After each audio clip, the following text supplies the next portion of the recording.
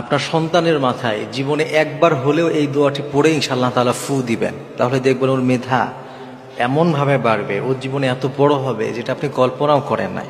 Life অন্তত একবার হলেও এটা আপনার করা উচিত, কারণ এই দোয়াটি নবী সাল্লাল্লাহু আলাইহি ওয়াসাল্লাম করেছিলেন এমন একজন সাহাবীর জন্য, যে ওই সাহাবী জগৎ বিখ্যাত সাহাবী হয়ে গিয়েছিলেন। এই জন্য এই দোয়াটা অত্যন্ত পাওয়ারফুল একটা দোয়া। এই পৃথিবীতে আপনি যত বড় বড় আলেম দেখেছেন কিংবা যত বড় বড় মুহাক্কিক, মুফাসসির, মুহাদ্দিস দেখেছেন, সকলের জন্যই তাদের বাবা মা, তাদের উস্তাদরা এই দোয়াটা করতেন। অসাধারণ একটি দোয়া। এই দোয়াটা ইনশাআল্লাহ জীবনে একবার হলেও করা উচিত। একবার কেন, আপনার সুযোগ থাকলে আপনি প্রতিদিন করবেন, কারণ এই দোয়াটা এত অসাধারণ দোয়া। এই দোয়া করেছে আর সে ফল পায় না এমন হয় না। হাদিসের মধ্যে সে বিশ্বনবী সাল্লাল্লাহু আলাইহি ওয়াসাল্লাম, হযরত আব্দুল্লাহ ইবনে আব্বাস রাদিয়াল্লাহু আনহুম, তিনি যখন শিশু ছিলেন, তিনি যখন ছোট ছিলেন, তিনি নবী সাল্লাল্লাহু আলাইহি ওয়াসাল্লামকে একবার একটা খেদমত করেছিলেন।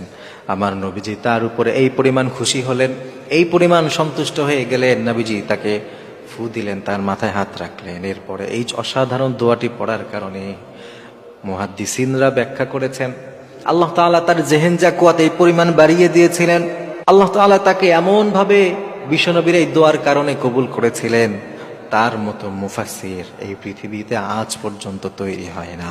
সুবহানাল্লাহ। প্রিয় ভাই, খেয়াল করেন, নবীজির এক দোয়ার কারণে তিনি এত বড় মুফাসসির হয়েছিলেন যে তার মতো মুফাসসির আর পাওয়া যায় না। আপনি যদি কোরআনের তাফসীর করতে চান, আপনি যদি কোরআনের কোনো অংশ বুঝতে চান, হযরত আব্দুল্লাহ ইবনে মাসউদকে ছাড়া, হযরত আব্দুল্লাহ ইবনে আব্বাসকে ছাড়া বোঝা সম্ভব নয়।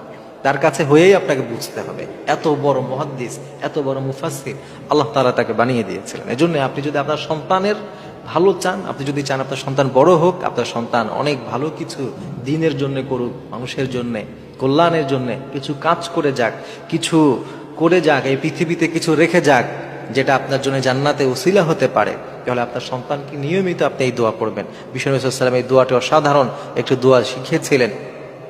নবী সাল্লাল্লাহু আলাইহি ওয়াসাল্লাম হযরত আব্দুল্লাহ ইবনে আব্বাস রাদিয়াল্লাহু আনহুকে এই দোয়া পড়ে ফু দিয়েছিলেন, আল্লাহুম্মা ফাক্কিহহু ফিদ্দীন, আল্লাহুম্মা ফাক্কিহহু ফিদ্দীন ওয়া আল্লিমহু তা'ওয়ীল। এই অসাধারণ এই দোয়া বিশ্বনবী সাল্লাল্লাহু আলাইহি ওয়াসাল্লাম করেছিলেন যে আল্লাহুম্মা ফাক্কিহহু ফিদ্দীন, এই এতটুকু অন্তত করবেন। এরপরে ওয়া আল্লিমহু তা'ওয়ীল, এই চমৎকার এই দোয়াটা আপনার সন্তানকে আপনি করেন, ওর মাথায় হাত রেখে করেন, ওকে এই দোয়া পড়ে ফু দেন, ওকে শেখান।